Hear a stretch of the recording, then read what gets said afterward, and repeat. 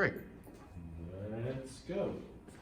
So, when we are asked to evaluate an expression for a certain value of the variable, it's really just another way of saying substitute. That's it, substitute and simplify.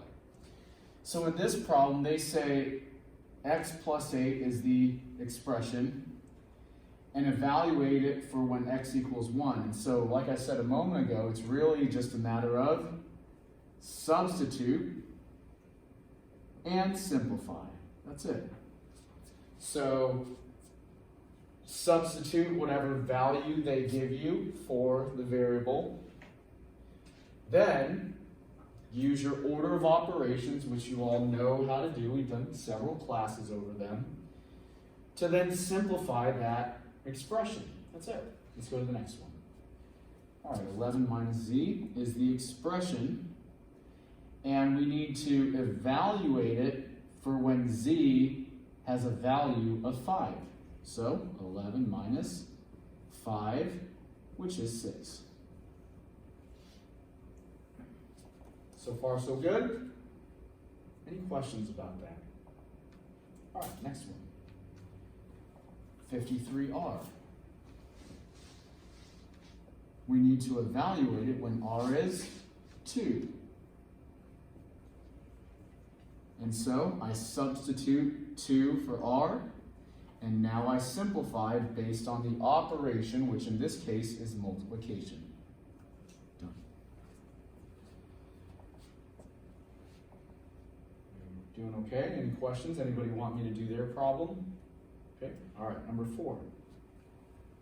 16 over g.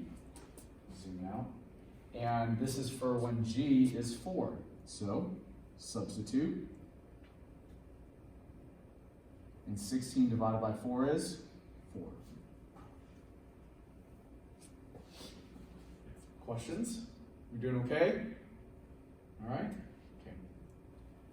A little bit more complex, but not really that big of a deal. 8x plus 3. Substitute and simplify. 8 times 10 is 80, which we know should come first. Then 80 plus 3 is 83.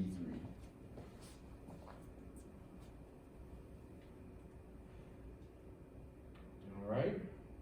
Any questions? Anybody want me to do their number 5?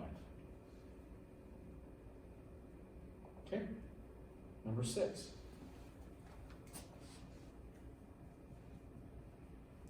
And x equals 3, once again, for my problem.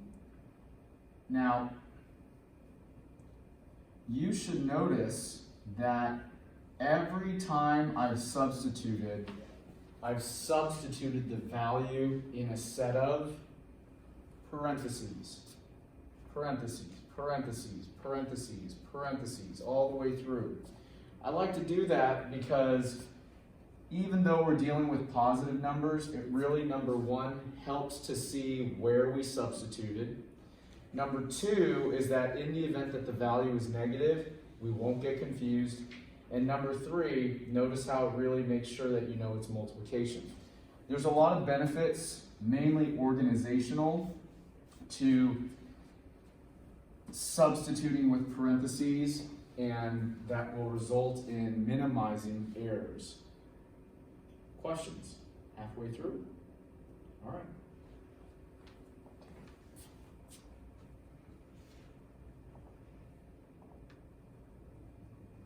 All right, my value for x is 1 in my problem. So like I said, I really advocate for substituting with parentheses. I don't like just throwing a number up there in place of x. I like to substitute with parentheses because number 1, like I said, makes it very clear where I substituted. Number 2, it's obvious where there's multiplication. 6 times 1 is 6, plus 21. 9 times 1 is 9. So it really helps for organization and seeing what I'm supposed to do. Then finally, simplify. And so 27 divided by 9 is 3.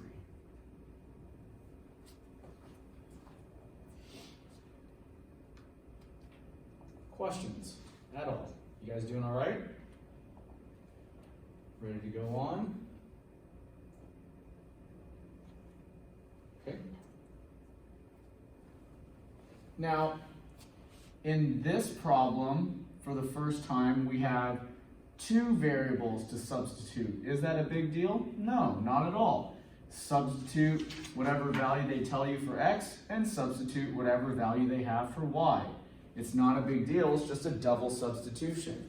The one thing you need to make sure of is obviously be very careful that you don't put the y value you're supposed to substitute for x and the x value you're supposed to substitute for y. Okay, so be very aware that you don't do that. Other than that, it's business as usual, simplify after. Any questions? All right.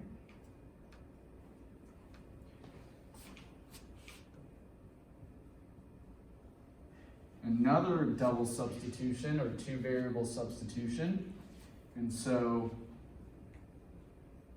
2 goes in for L and 5 goes in for W. And so when I simplify that, 2 plus 5 is 7, and simplify one more time, 14.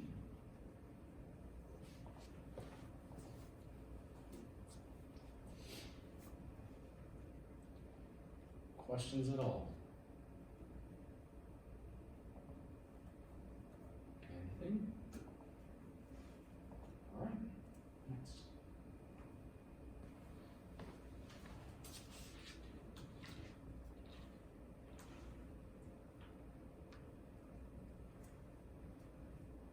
Oops, wrong substitution. 5 and a 4.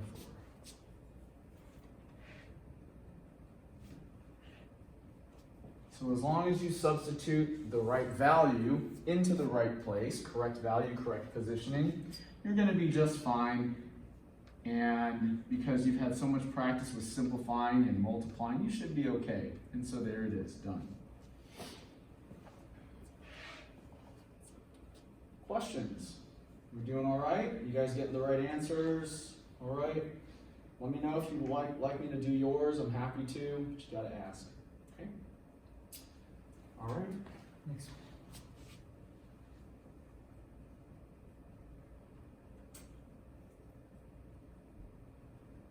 Values are 6 and 3.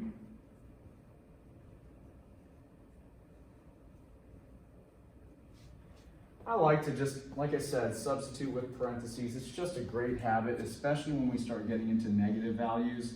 Very, very useful and minimizes any chance, or not any chance, but minimizes chances for errors.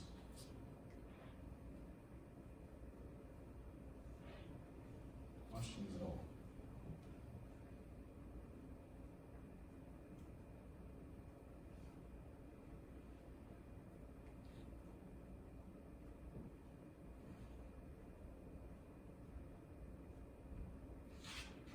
And the last one.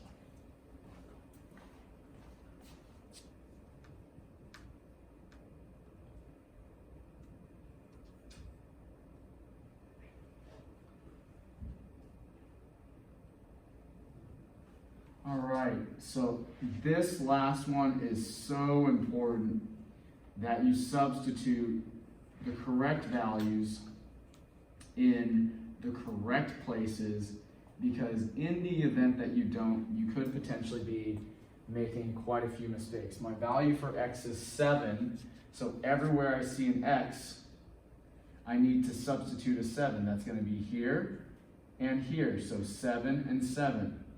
Every time I see a y, I'm going to substitute a 5. So a 5 and a 5. And then notice how by substituting with parentheses, I ensure that I know where I've placed all of my values. And now, order of operations, simplify. 2 times 7 is 14, minus a 5 plus 12. And I open those parentheses because there's nothing to do there. 2 times 5 is 10, minus 7. Then I'll just work left to right. We've done these before. 14 minus 5 is going to be 9, plus that 12 at the end. 10 minus 7 is 3. Then 9 plus 12 is 21.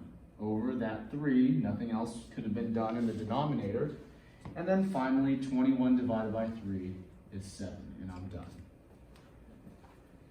Definitely go work that one out. If you have questions, I'm happy to help you. Happy to do your problem. That's a great problem overall because it certainly checks off all the skills for this particular section in terms of substituting, simplifying, coming all the way back to the beginning. When you have something, substitute and simplify. How do you simplify? Order of operations. And that certainly tests some of the ability to use order of operations properly. Anybody have any questions about their number 12? Want me to do yours? Okay, keep working. Questions at all? Let me know.